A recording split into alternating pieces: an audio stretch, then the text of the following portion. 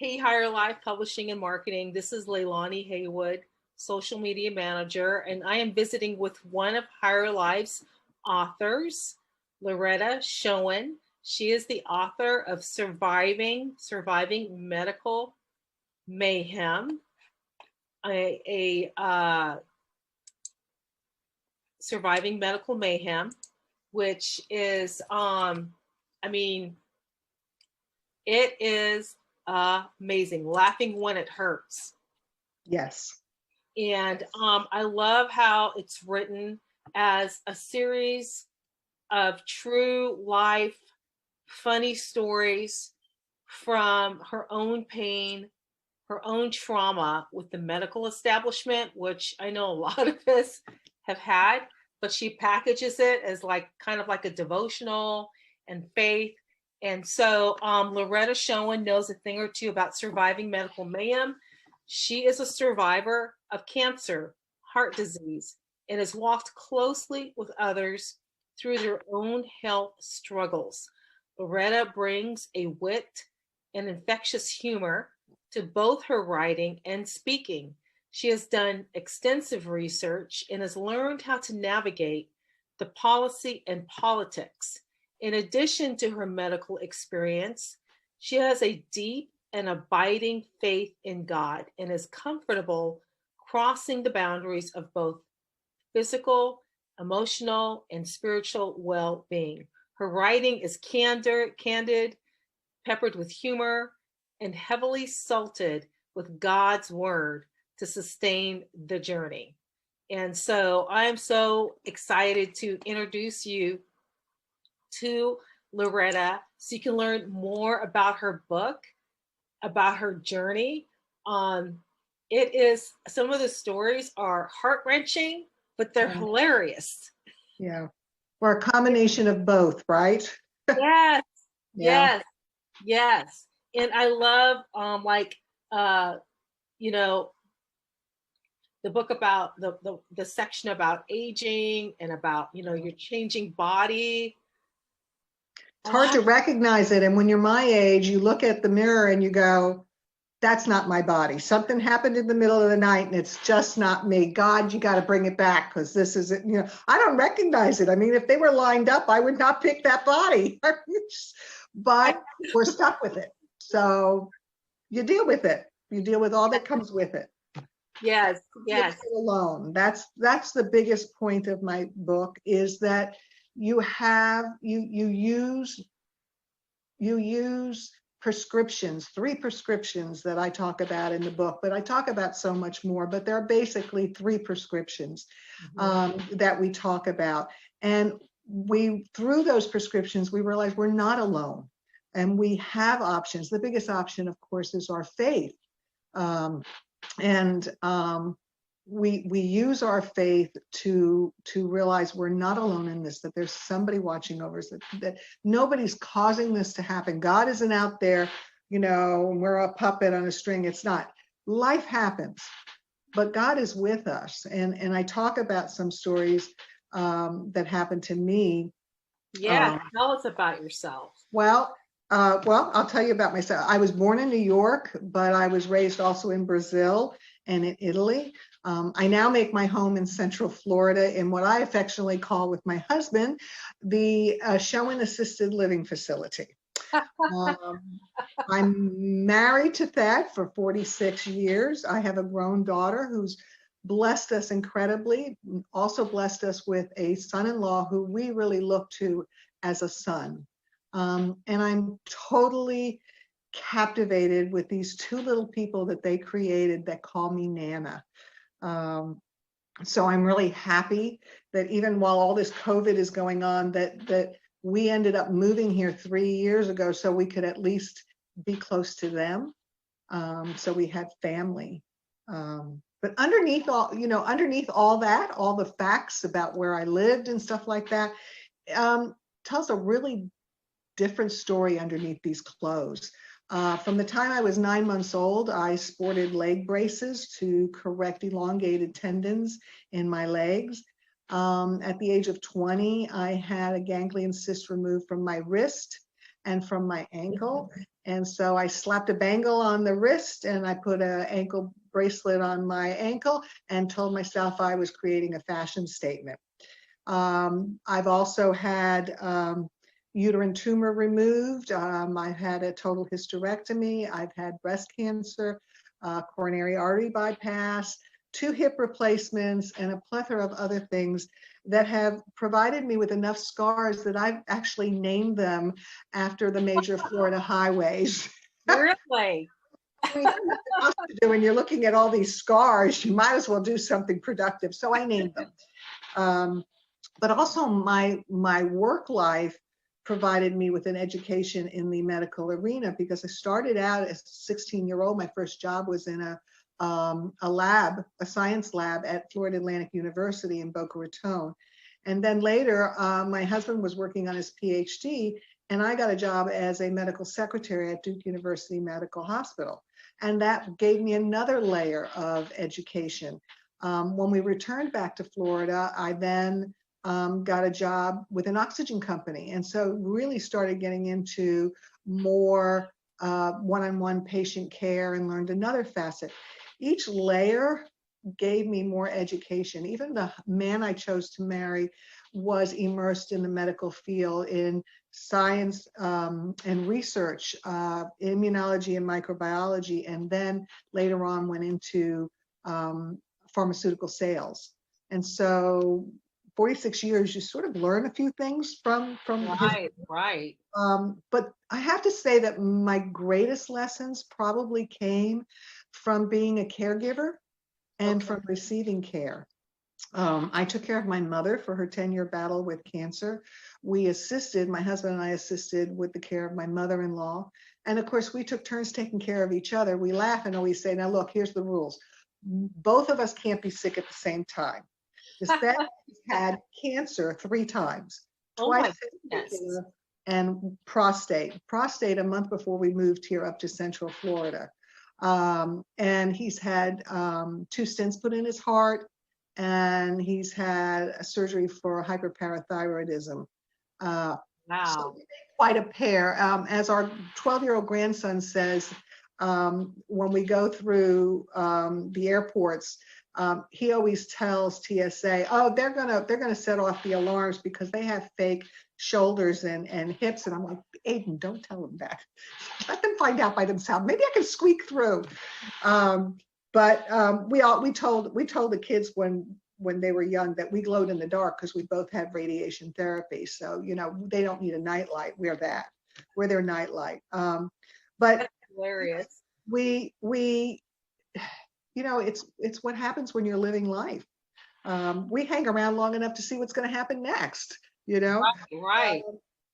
But my motto is something that I ran across in the Bible that really spoke to me, and I'm going to read it so I don't mess it up. It's from 2 Corinthians 1:3, and it says, praise be to God and the Father of our Lord Jesus Christ, the Father of compassion and the God of all comfort, who comforts us in all our troubles, so that we can comfort those in any trouble with the comfort we ourselves receive from God.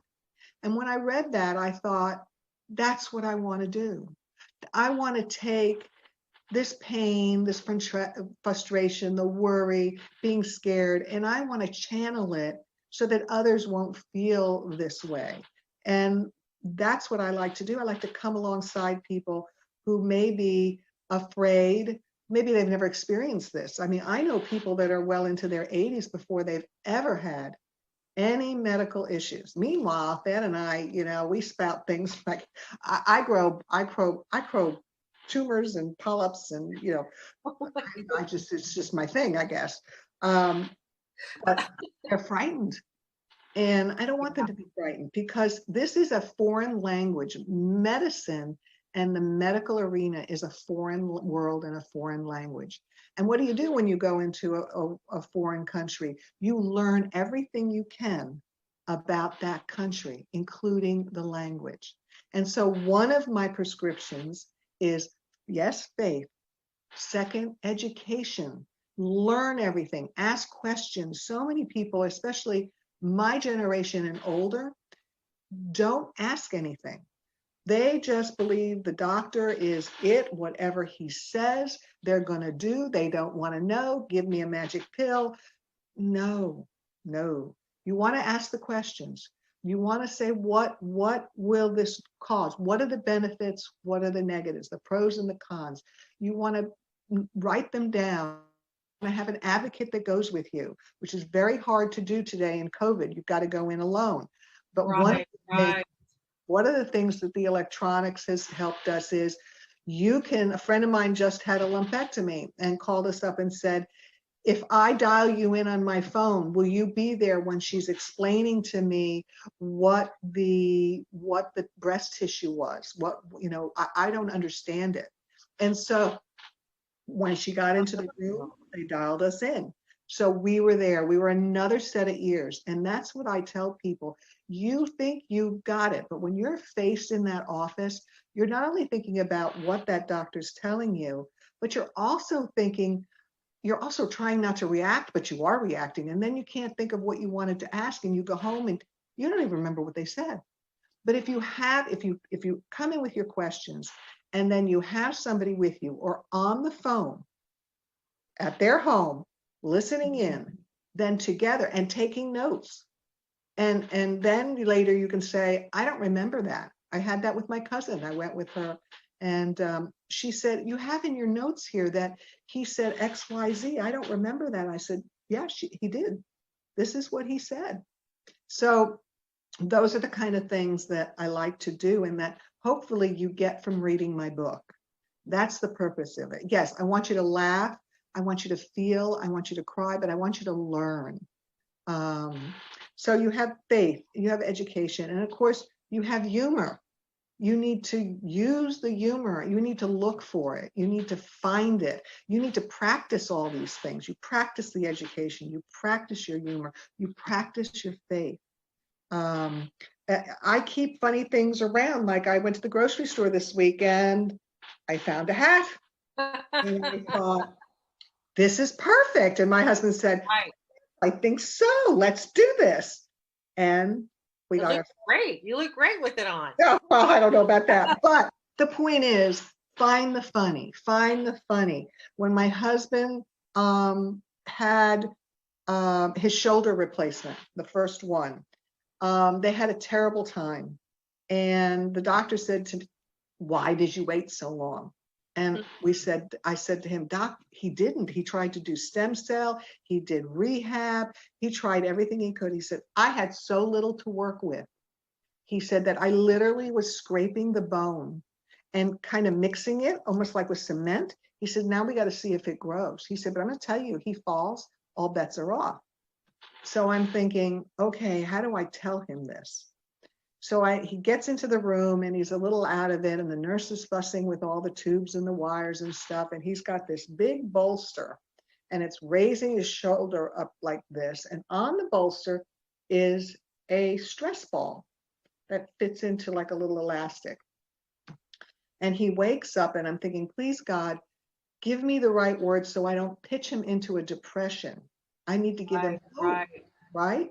Mm-hmm. So he wakes up and he looks at this. Now, remember, he's had testicular cancer twice. So you do the math. He doesn't have testicles, right? This ball, and he says to me, look, they gave me a ball back. Well, I crack up. He and I are laughing. And the nurse is like, huh? So I had to say, oh, I'm so sorry, but he's had testicular cancer, so this is pretty funny. And I look at him and I'm like, now, if you don't do exactly what the doctor says, I'm taking that ball away from you. And we just roared, find the funny. I mean, and that's what the book is. It's very blunt. It's full of candor. Yes. I was like, with like the lost nipple. That was hilarious. My mother, no, true story. I mean, who calls you up at 7 o'clock and go, I lost my nipple? Right. You know, of course, I knew it was my mother. I don't know anybody else that had lost a nipple back then, you know. And then, you know, I said, okay, we're going to pack it in ice. We're going to do this. We're going to do that. She goes, oh, no, I threw it down the toilet. What? You know, it's true. I mean, it happens. Find the funny. You have to find the funny. And your faith. I mean, when I went to have my lumpectomy. We were living in South Florida, and I went to a hospital that was about an hour away, which is where the surgeon was. And I was scared. I was scared. I mean, my mother had gone through a radical mastectomy, and here I was 10 years later, and I'm going, okay, here we go. This is the start. And of course, I was so scared that on the way at 5:30 in the morning, we had to find an open gas station because that fear was going right through me, if you know what I mean. Oh But I gosh. get in there, and I get into this state-of-the-art room, and it's got a table with a hole in it, and then it's got a computer monitor, and then it's got the computer, and the nurse tells me, you're going to disrobe, you're going to lay down on the table, and you're going to put your breast through a hole, and then we're going to numb it, so you're not going to feel anything, and we're going to go in with a needle, and we're going to put a guide wire that's going to go around the area that we need to remove, living a nice area around. So I'm going, okay. And she goes, and you can watch it all on the monitor. And so I'm fascinated. I don't feel anything. I'm there. I'm on my tummy. I'm looking up, and I'm going, wow, this is really neat. And I'm watching the guide wire, and the doctor's really cool with the computer. It's getting all the way around. And then they said, okay, we've got it. And now be really careful as you remove yourself, because we don't want to mess up the position of the guide wire. So I extricate myself from the hole. And as I look through the hole, I see blood on a plate down below. Oh my gosh. And that's when I realized that this wasn't just watching, something on TV like the Jetsons, because I'm in this stage scene. It's me. Oh God. In that second, I'm like, I got to get out of here. I got to do this now. I'm taking my puppies and I'm going. And I went, oh God, I can't. God, I really need you. I need something. And with that, I felt a gush of air. I took a deep breath and I let it out, and my body just went limp. Wow. So much so that the nurse says to me, Mrs. Schoen, you are doing so well. You're so relaxed. Well, I cracked up. I went, yeah. 10 seconds ago, I was ready to take my puppies and go home. I am not relaxed, but I laughed, and it broke the moment. And I also realized, you know what? There was peace just for the asking. And that's the biggest. I called out to God, and in my faith, I said, I can't do this alone. And I wasn't alone.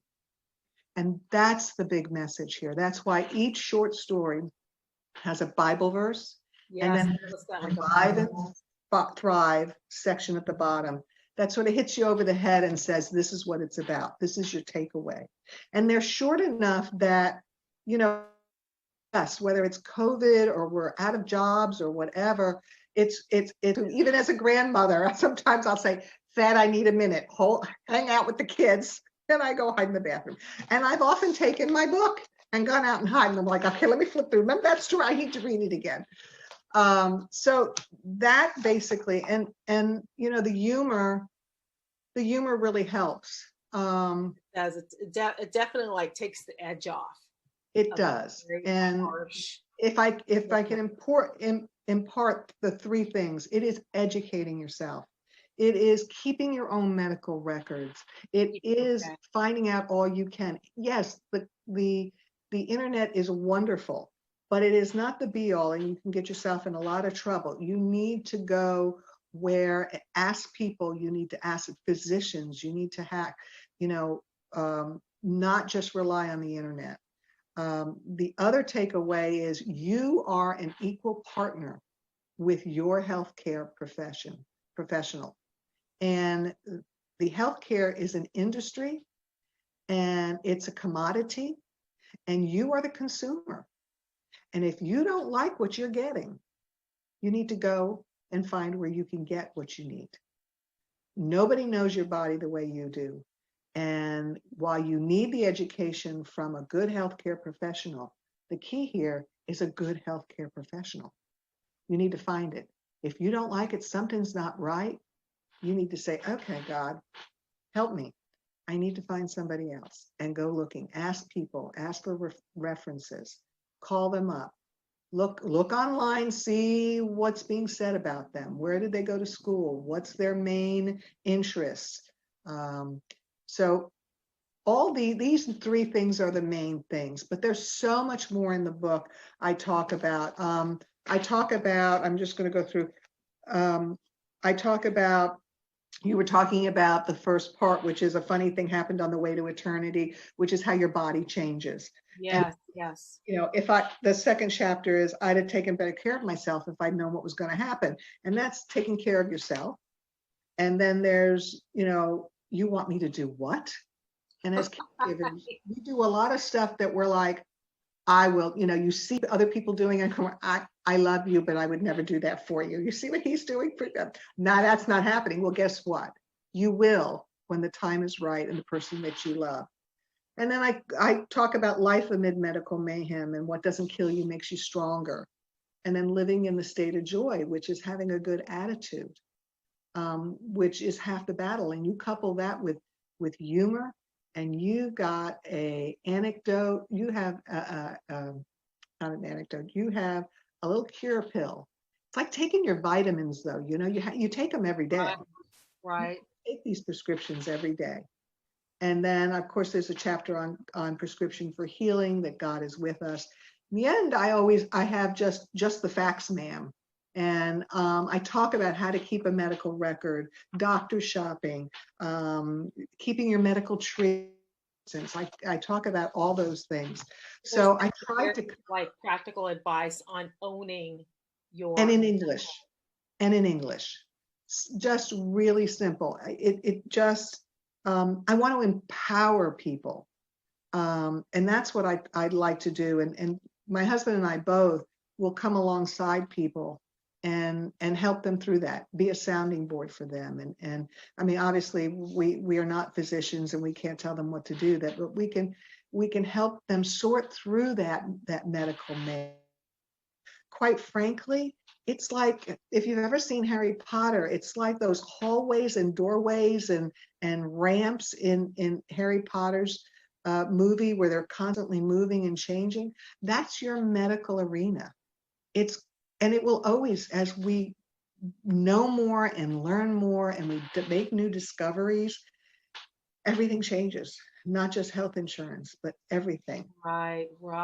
And the So way that is, really basically it. It is just, it's been a fascinating journey.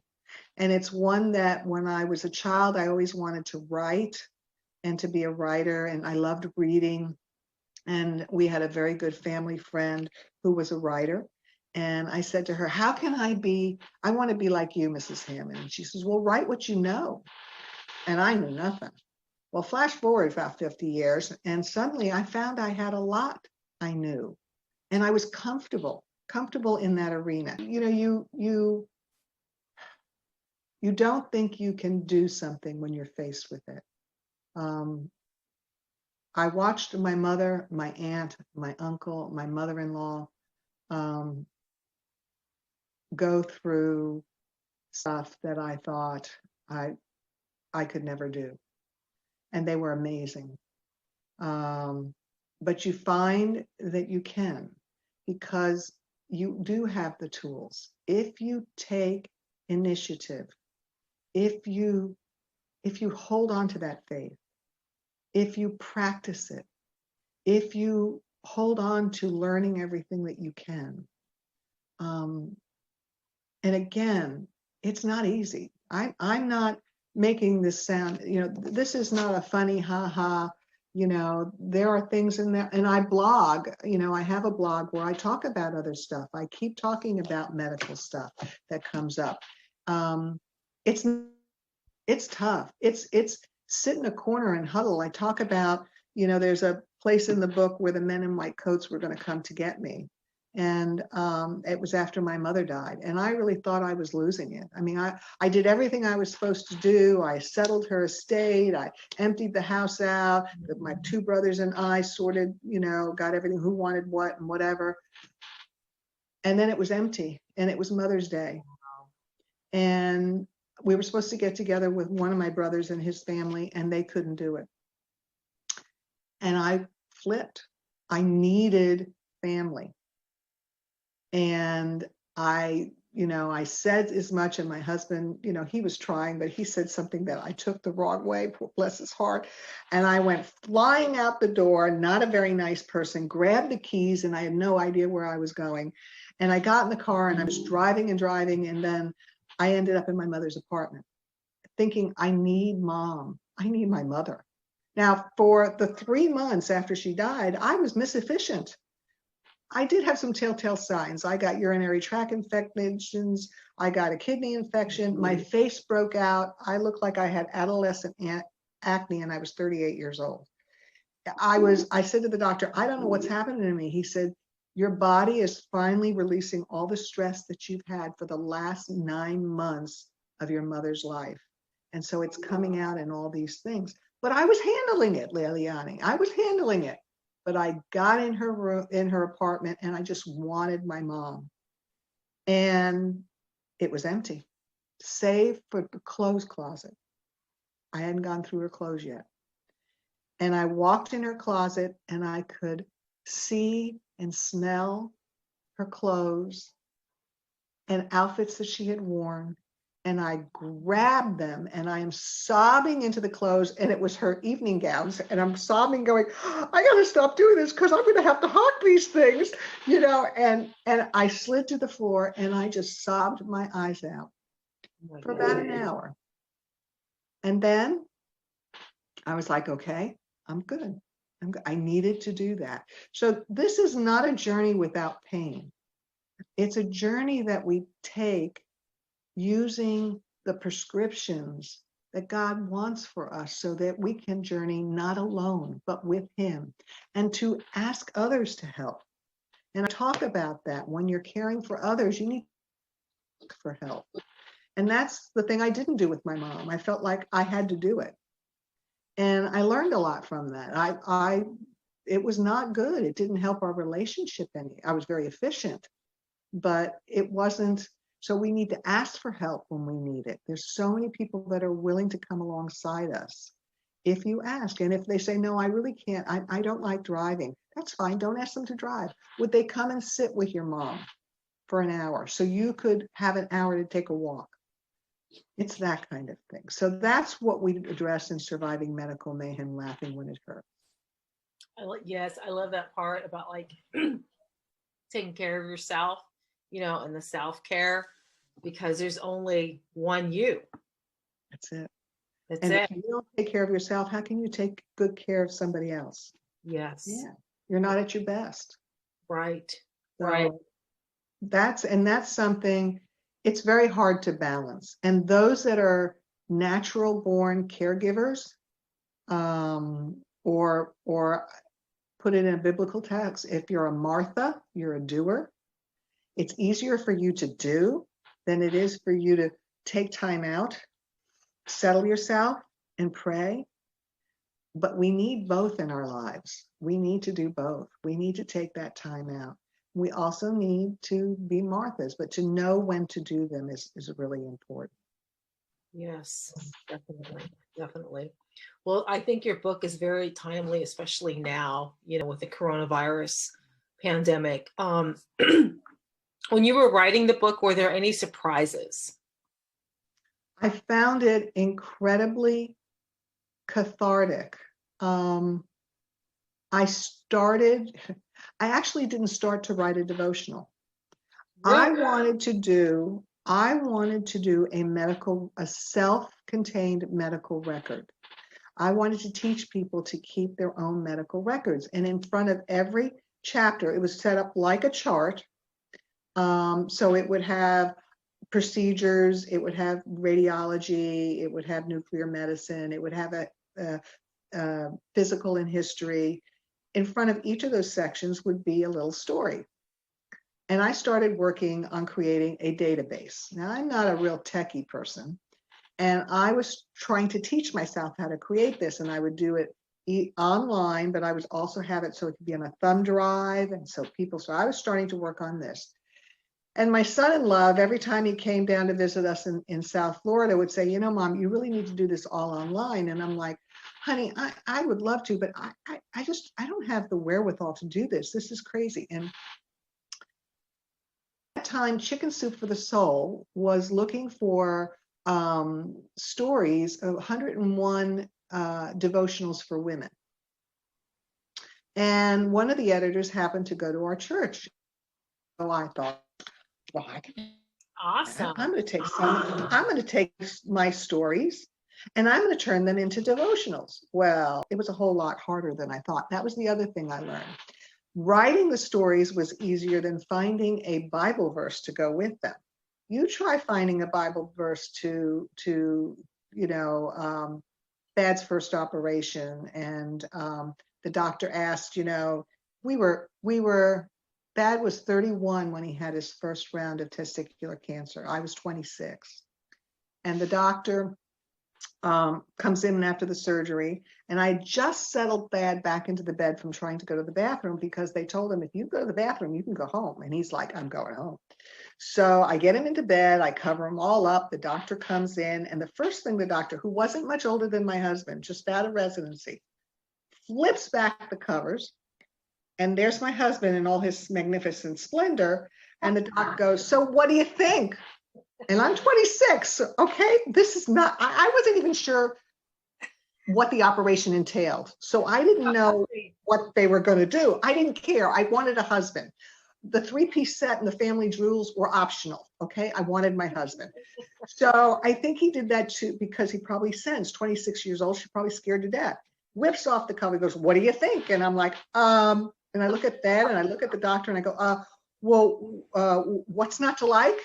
And he goes, now, I just want you to appreciate this. I could have fixed him with small, medium, large, and wow. He said, I think I really matched up the right with the left really well.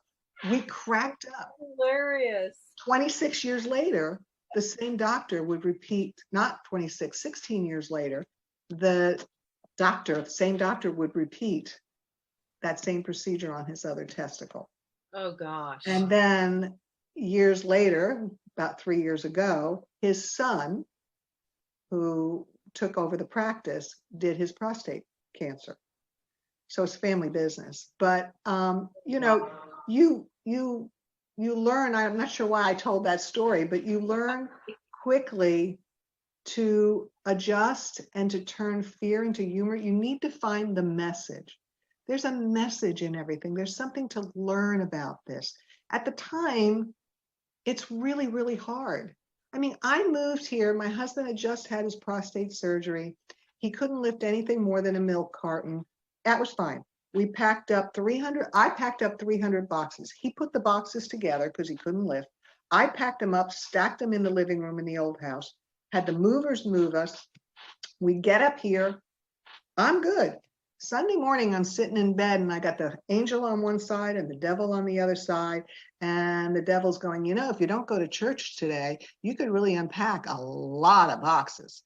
And the angel's going, you have a lot to be grateful for. You really need to go to church and be grateful for it. So I'm going back and forth. Meanwhile, I get up and I'm wandering through this nice new house, and I see the box of grandmother clock weights in the office. And I'm going, why is it here and not by the grandmother clock? And I bend down to pick it up, and I dislocate my left hip. Oh my goodness. And I'm right by a big bay window. My office is beautiful in this house because it's got 3 big windows. And I start to fall, and I grab the side of the desk, and I'm screaming, Thad, Thad, Thad. Now, I did not realize, but Thad is in the back of the house with his own little medical issue because he has irritable bowel, and it struck. So he hears me, but he is in the throne room. And so he's going, I'm coming. And I'm screaming out the window, Thad, I'm coming. And as I'm in pain, because literally the leg is just hanging now with the ligaments, that's all that's holding. So it's painful. I'm thinking, oh my gosh, we're only here 2 days. We're screaming out of this house. What are the neighbors thinking? That some crazy old kinky people have moved into their neighborhood. But this is where your mind goes if you're scared. And if you see the humor, and that's what I'm talking about. And he came running in, and I said, grab me my office chair. And I sat in the chair, and he goes, we're going to have to call 911. I said, I didn't shower last night. Move me to the shower. Move me to the shower. He's like, Loretta. I said, move me to the shower. I'm not going to the hospital like this. So he moves me to the shower. And it was before we had renovated the shower stall. So it was a step up and a step down. Oh, gosh. To the shower. Actually, first I said, lay me on the bed, maybe you'll pop back in. Well, I couldn't even get on the bed. So I said, okay, move me to the shower. So he goes, Loretta, I'm giving you some wipes. I'll get you dressed. We're calling. I said, okay. It was very subdued. But that was my first, I mean, that was 3 years ago. It was my first ambulance ride. It was awesome. I'd never seen anything so organized. And I am a real logistics person. I love organizing. It's my therapy. I've saved my husband millions by just organizing the house. I don't need therapy. I just organize. So I'm in there and I'm looking, and the guy goes, you want some morphine? And I'm going, no, morphine will constipate me. I can't have morphine. Just tell the driver not to hit any bumps, because this is really hurtful. He goes, lady, I've handled a lot of dislocations. It's very painful. You sure you don't want something? I said, have you ever been constipated? No, I don't. I'll just hold my leg up. He goes, well, let me give you some pillows. And, friends that know me said to me, you just wanted to check out the new hospitals in your area. Isn't that what you did? And I'm like, oh yeah. And 20 days later, I did it again in the garage. Oh my God. Yeah. Not funny, but you find the funny. You find the funny. And they took me to a Seventh-day Adventist hospital. And as I as they carried me in, they said they'd have to take an x-ray. And I thought, there's no way I can get on an x-ray table. And they went, no worries. We're going to just take the gurney and move you in. And there was scripture all through the hospital. Wow. And I looked at it and I went, I should have gone to church. I should have gone to church. Down for that clock. So, but you find the funny, you find the message. And my message to me was loud and clear. I do everything very fast, and I needed to slow down. Yes. Did it really matter if I, unloaded a few dozen boxes on Sunday? No. But, the message was loud and clear, and we had a good laugh at that. And when I did it 20 days later, the neighbors all were like, oh, for heaven's sakes, is this going to be a habit? It's like a show, reality. I made friends moving here. So it's been a neat journey. I mean, the body shows some wear and tear. Like I said, to recap, it doesn't look anything like it did when I was 20 and I slapped those bangles on my wrist and my ankle, and that's okay. You put enough clothes on it, it looks fine. Yeah. Nobody's looking at me. They're looking at my new puppy, and they're looking at my grandchildren, and they're looking at my daughter, who has a really good chance. She looks a whole lot better at 40 than I ever did. So, how can they get your book? They can go on my website. They can either just type in my name, lorettaschoen.com, or survivingmedicalmayhem.com, or it's also available on Amazon. And if they want to know more, they can go on my website. Again, lorettaschoen.com and survivingmedicalmayhem.com. I also have resources there for all different kinds, from Parkinson's to addictions to just things that I have found along the way that were really good websites. They're not endorsements, but they're good websites. And I have some free resources available, like how to keep your own medical record and how to shop for a doctor and when to know when to change doctors. So those are all things that are available to you on my website. Awesome.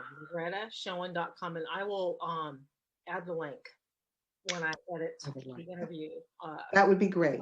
Facebook page. And I want to thank you for this opportunity. This has been fun. Thank you. I appreciate hearing your story and your advice, your wisdom, navigating, like you said, through the system and the things that we need to advocate for ourselves and have people advocate for us and take care of ourselves and see the humor in everything. So I appreciate you talking to us, and you have a great day. You have a great day also. Okay. And thank you again. Thank you. Bye-bye.